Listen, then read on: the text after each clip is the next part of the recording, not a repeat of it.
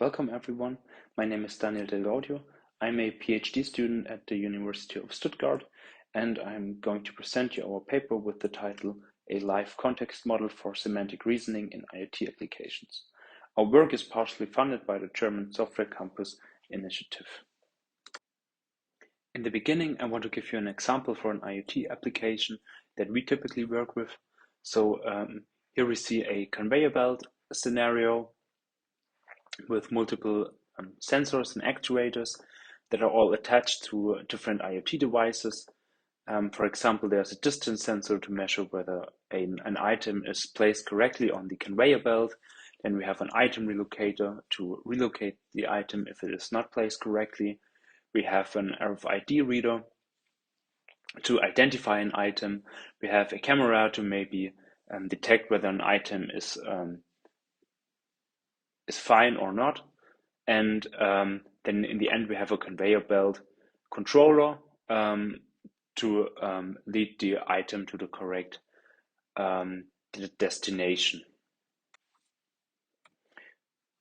We still see different challenges regarding such IoT applications. For example, supervising IoT applications in very large environments gets very complex. Faulty sensor values can lead to unintended behavior of the whole application, but they are usually not detected by typical monitoring systems. And domain experts lack of the knowledge how to cope with such failures, but they might have knowledge about the environment, for example, about specific threshold values of specific sensors. And so our goal is to create a context model to integrate different IoT models, domain knowledge from the application developers, and environment data from the environment itself, from the devices, in order to create a comprehensive and live image of a running IoT application, to use semantic reasoning to detect faulty sensor values, and also to validate, for example, machine learning-based outlier detection algorithms. To visualize this goal, here we see a context model store in the center, which is fed with different data from an IoT system. So, for example, monitoring data, sensor data, and just general device data. And therefore, on each device, there's running a monitoring agent, and different operators and adapters for sensors and actuators. And then we want to use this model for some reasoning and machine learning to gain more knowledge about the whole context, and push this knowledge back into the context model. And then we can use this information to make outlier detection, for example, or general error detection. And on the devices themselves, we can also want to do reasoning, for example, with maybe parts of the context model in order to detect faulty sensor values as early as possible. So the contributions of this work in order to reach this goal is a context model to represent both static as well as dynamic information about IoT environments, an ontology to implement this context model based on existing ontologies and further extensions that we added, and an architecture to gather information from the environment to enrich this ontology with static and live information. But before I begin with the context, let's have a quick look at related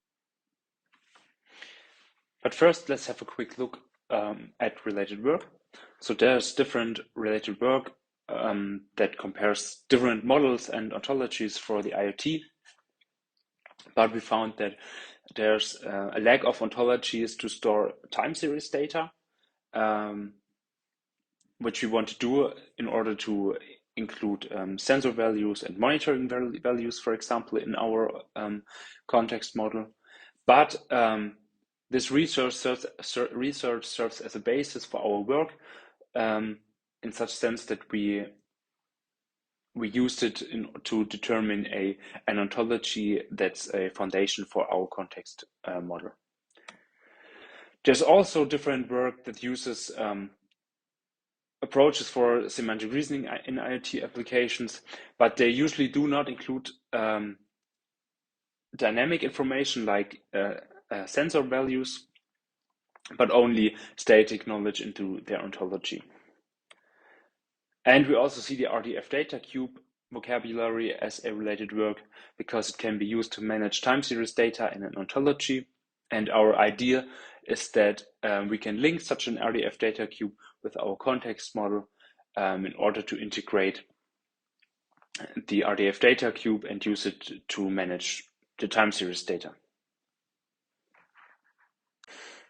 So now I'm getting to the main part, the concept for the live context model for IoT applications.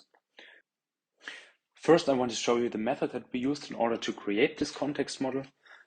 We started by specifying the properties of the context model that we want to create. Then we selected an ontology that serves as a basis for our context model based on literature research and defined criteria. Then we created additions to the ontology in order to enrich it with live data. And then we created an architect, or we defined an architecture which is extendable in order to enrich this model with live context data and also static data. So this context model should be able to store static context data.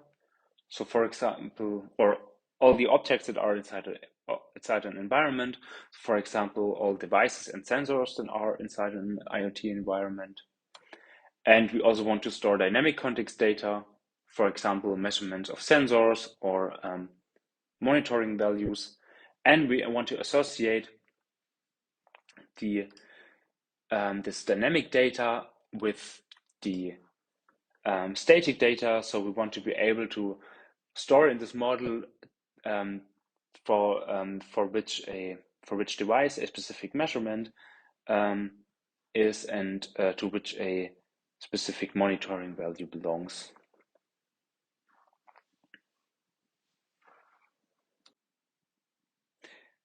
We defined different criteria in order to select an ontology that should serve as a basis for our context model. So the ontology should be compatible with other concepts and systems. It should be expressive enough in order to differentiate the different heterogeneous context model elements and also components of the environment. There should be a community support, so it should be an open source project behind it.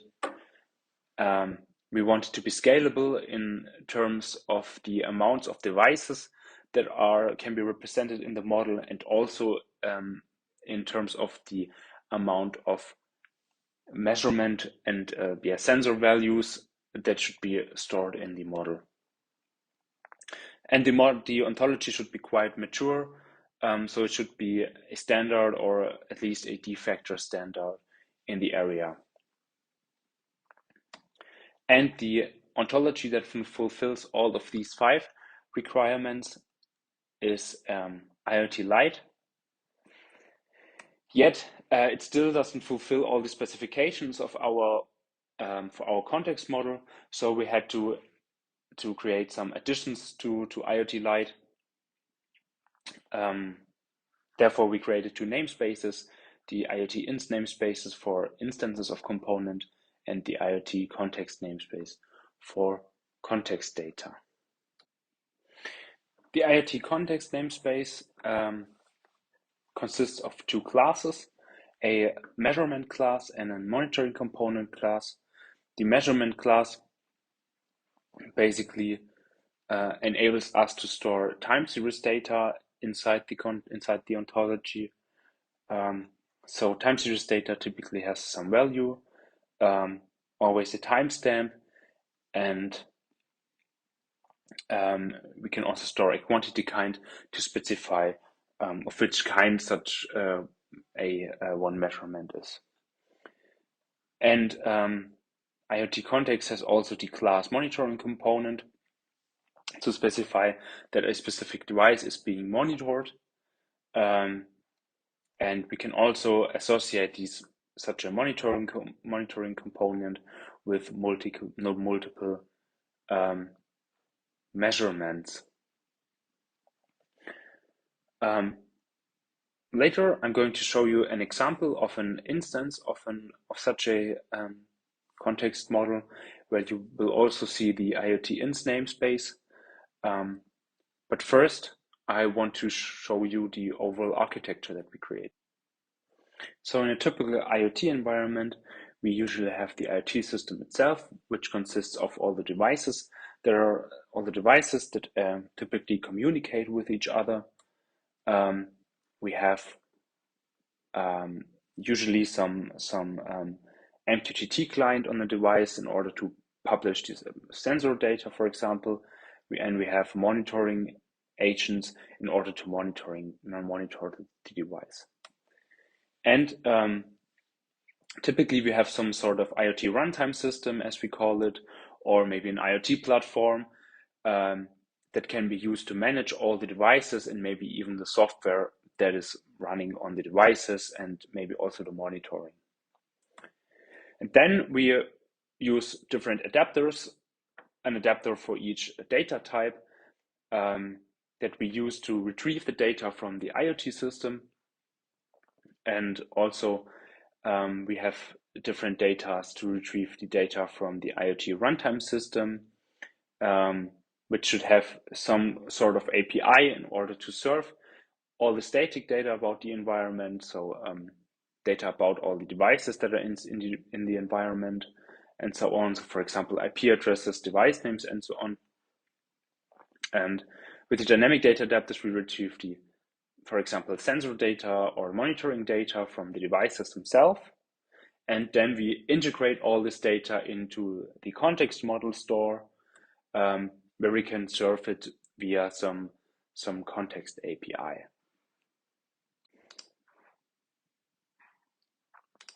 So here we see an example of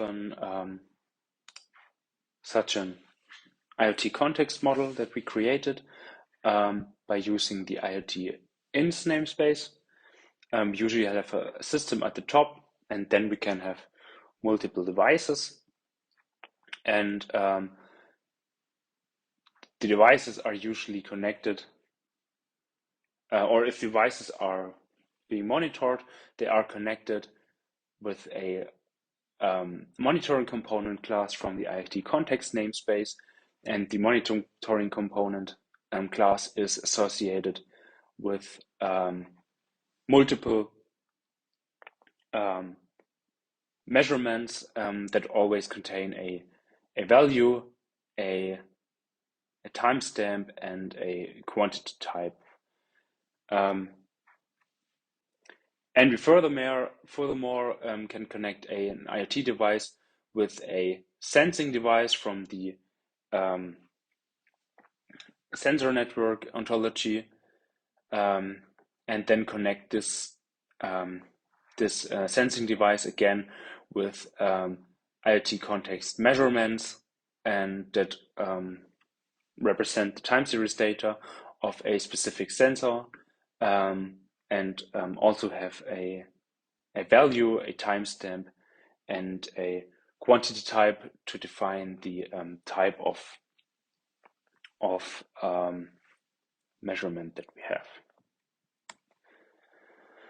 So this was the main concept. Now I want to show you how we implemented all the concepts in a prototypical manner. Therefore, we used the multipurpose binding and provisioning platform, or shortly MPP, for static device data, which is basically just an example for an IoT platform. We use the InfluxDB 2.0 for monitoring system as an example. And we use the Apache Genia FuseKey database to store the context model, which is a triple store database which we find most suitable to store such a context model. Here we see our setup. So we have the MVP instance that we connect to with an MVP adapter. So we periodically retrieve all the information about currently registered devices, and we can store all the device information inside the context model in the FuseKey database.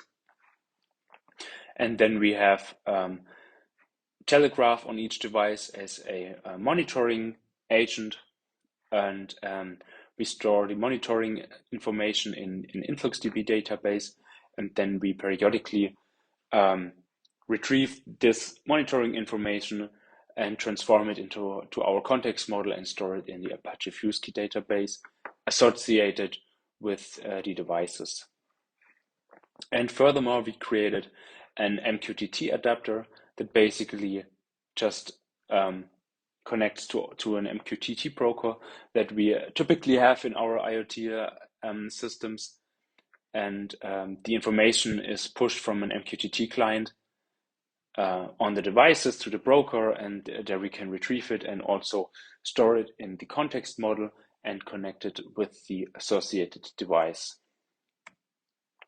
So just to give a little bit more hint how we implemented this. So this is the monitoring adapter. Since we typically know when a new device is entering the environment, we can deploy a Telegraph agent on this new device, basically automatically, and we can. And since every new registered device is automatically is stored in the context model by the MVP adapter, we can then periodically query for available devices in Apache FuseKey, and then just periodically extract the monitoring values, for example, the CPU load from the InfluxDB database, and insert the values into our FuseKey database with the context model associated with the device. And the MQTT adapter is even more simple. So we just subscribe to all of the sensor topics of our MQTT broker. We typically have one MQTT broker in our IoT environments, but we could also subscribe to multiple MQTT brokers. And then we just insert each new measurement into FuseKey associated with the publishing device that published the measurement. So as a summary, we can say we're building an ontology in order to store a data model for context data. Building on IoT Lite, on the IoT Lite ontology. We integrated monitoring and sensor data as a dynamic context data into this context model. And we persistently stored the live context in a triple store database in our implementation in post Apache FuseKey, because we found a triple store database as most suitable for such context models. And we can say that ontologies are well suited for this context model that we defined, and can, most importantly, easily be adjusted to individual requirements, to maybe more use cases and additional data sources that we might integrate into the context model. But as a future work, we want to create a even more comprehensive and live image of a running application.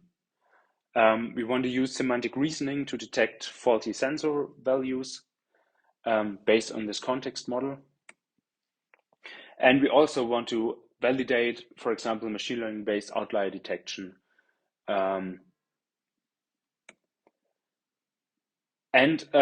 Furthermore, we want to evaluate storing the time series data, and maybe not directly in the triple store database, but externally in, for example, a specific time series database, like, for example, InfluxDB, and then just link to the data from our context model. So thank you very much for your attention.